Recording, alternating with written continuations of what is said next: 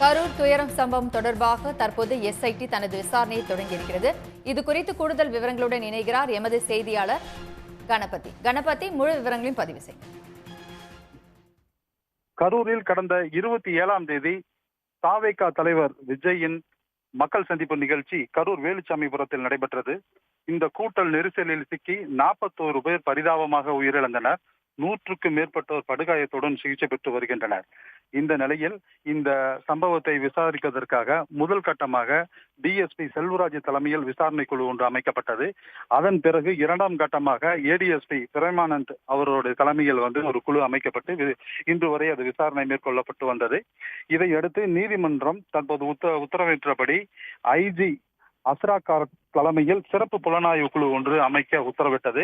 இதையடுத்து ஏற்கனவே இதுவரை விசாரணை நடத்தி வந்த ஏடிஎஸ்பி பிரேமானந்த் தனது விசாரணை கோப்புகள் அனைத்தையும் நேற்று சென்னையில் அவர் சிறப்பு புலனாய்வு அதிகாரியிடம் ஒப்படைத்தார்.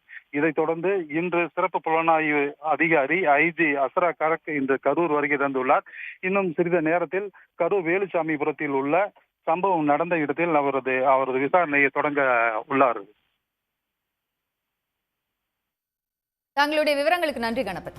உடனுக்குடன் செய்திகளை தெரிந்து கொள்ள சன் நியூஸ் பெல் ஐகானை கிளிக் பண்ணுங்க.